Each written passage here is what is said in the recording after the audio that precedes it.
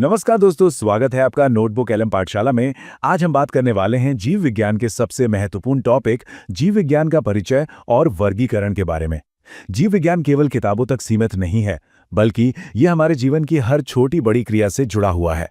तो चलिए शुरू करते हैं इस रोचक सफर को और समझते हैं कि जीवों को किस आधार पर वर्गीकृत किया जाता है। तो आज हम क्या क्या देखने वाले हैं। सबसे पहले हम ये समझेंगे कि आखिर ये क्लासिफिकेशन जरूरी ही क्यों है। फिर हम समय में थोड़ा पीछे जाकर देखेंगे कि ये आइडिया कैसे डेवलप हुआ। इसके बाद हम बात करेंगे 5 किंगडम सिस्टम की, जो एक तरह का रेवोल्यूशन था। फिर एक एक करके पांचों किंगडम से मिलेंगे और आखिर में देखेंगे कि ये साइंस आज भी कैसे लगातार बदल रहा है। तो चलिए शुरू करते हैं और सबसे पहले ये समझते हैं कि आखिर हमें इन सभी जीव जंतुओं को अलग अलग ग्रुप्स में बांटने की जरूरत ही क्यों पड़ती है। अब सोचिए जरा, हमारी धरती पर लाखों तरह के जीव जंतु हैं, छोटे बड़े अलग अलग तरह के। ये तो एक तरह का केओस है ना? तो इस केओस में ऑर्डर कैसे लाया जाए? बस इसी बड़े सवाल का जवाब है बायोलॉजिकल क्लासिफिकेशन। ये इस पूरी उलझन को सुलझाने का एक तरीका है।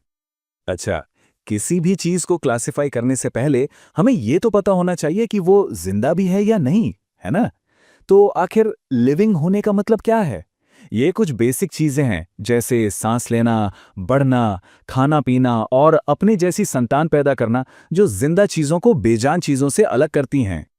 तो ये जो साइंटिफिक तरीका है ना, जीवों को उनकी मिलती जुलती बातों और उनके अंतरों के आधार पर पहचानने, नाम देने और फिर ग्रुप्स में बांटने का, इसी को कहते हैं टैक्सोनॉमी। इसे ऐसे समझिए जैसे हम एक बहुत बड़ी लाइब्रेरी में किताबों को उनके सब्जेक्ट के हिसाब से अलग अलग रखते हैं, ताकि उन्हें ढूंढना आसान हो। वैसे ये कोई नई बात नहीं है। इसकी कहानी शुरू होती है बहुत पहले, एंशिएंट ग्रीस में, अरस्तु के जमाने में। उन्होंने सबसे पहली कोशिश की थी।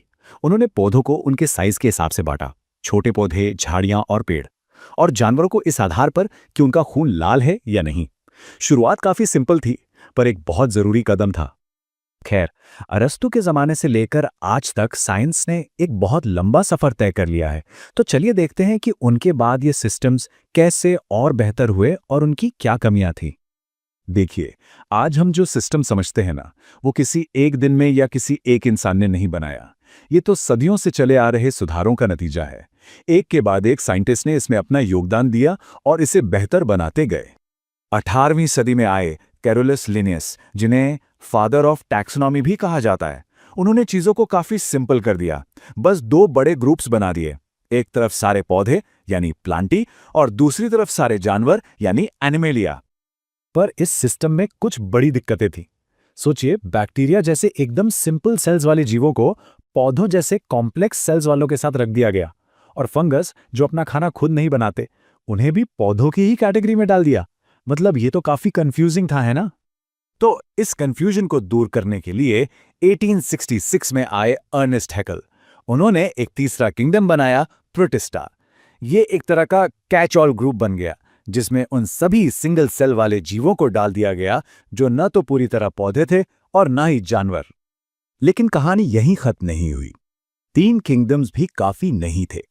साइंटिस्ट को महसूस हुआ कि जीवों को बांटने के लिए कोई और भी गहरा, कोई और बेसिक फर्क देखना होगा। और बस यहीं से क्लासिफिकेशन की दुनिया में एक रेवोल्यूशन आया। वो साल था 1969 और साइंटिस्ट थे R.H. व्हिटेकर। उन्होंने एक ऐसा सिस्टम दिया जिसने आने वाले कई सालों के लिए क्लासिफिकेशन का स्टैंडर्ड ही सेट कर दिया और हमारे सोचने का तरीका ही बदल दिया। देखिए, व्हिटेकर का सिस्टम सिर्फ बाहरी रूपरंग पे नहीं था। उन्होंने बहुत गहरे क्राइटेरियाज देखे, जैसे सेल प्रोकैरियोटिक है या यूकैरियोटिक, बॉडी एक सेल की है या बहुत सारे सेल्स की, जीव अपना खाना खुद बनाते हैं या दूसरों से लेते हैं, और सेल वॉल किस चीज की बनी है। तो इन सब क्राइटेरिया के आधार पे बने वो 5 किंगडम। चलिए अब एक एक करके इन पांचों से मिलते हैं।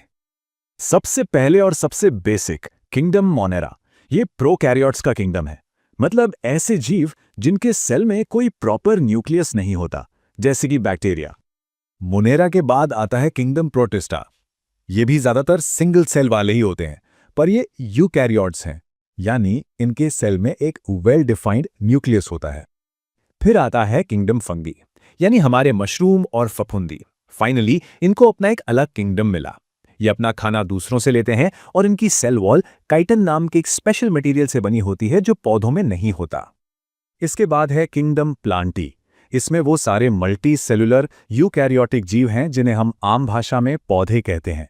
ये फोटोसिंथेसिस से अपना खाना खुद बनाते हैं और इनकी सेल वॉल सेलुलोज से बनी होती है। और आखिर में किंगडम एनिमेलिया, जिसमें हम सब आते हैं। ये मल्टी सेलुलर हैं, खाने के लिए दूसरों पर डिपेंड करते हैं और सबसे जरूरी बात, हमारे सेल्स में कोई सेल वॉल नहीं होती। अब जरा इस टेबल को देखिए, ये एक नज़र में सब कुछ क्लियर कर देती है। सेल टाइप, वो एक सेल का है या ज्यादा का, खाना कैसे खाता है और सेल वॉल है या नहीं। यही वो मेन पॉइंट्स हैं जो इन पांचों किंगडम्स को एक दूसरे से अलग बनाते हैं और इसी पर पूरा क्लासिफिकेशन टिका है। पर जैसा कि हम जानते हैं, साइंस कभी एक जगह नहीं रुकता, तो विटेकर का ये शानदार 5 किंगडम सिस्टम भी कहानी का अंत नहीं था। ये तो बस एक नया मोड़ था। फिर 1990 के दशक में जब जेनेटिक्स में नई नई खोजें हुईं, तो एक और बड़ा मोड़ आया। कार्ल वोज ने बताया कि जिसे हम एक किंगडम मोनेरा समझ रहे थे, वो असल में 2 बिल्कुल अलग ग्रुप्स हैं, बैक्टीरिया और आर्किया। इससे किंगडम के भी ऊपर एक नया लेवल बना जिसे कहते हैं डोमेन। तो अरस्तु से लेकर कार्ल वोज तक का ये सफर हमें क्या बताता है? ये यही दिखाता है कि क्लासिफिकेशन सिर्फ एक लिस्ट नहीं है, बल्कि नेचर को समझने का हमारा एक तरीका है जो वक्त के साथ बदलता रहता है।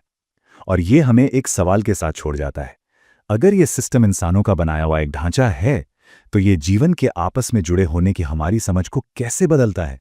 तो दोस्तों, ये था जीव विज्ञान का परिचय और वर्गीकरण। आशा करता हूं कि आपको ये समझने में आसानी हुई होगी। अब अगले वीडियो में हम जानेंगे एक और बेहद जरूरी टॉपिक, वैज्ञानिक नाम, जो परीक्षा की दृष्टि से भी बहुत महत्वपूर्ण है। तो जुड़े रहिए नोटबुक एलएम पाठशाला के साथ। धन्यवाद।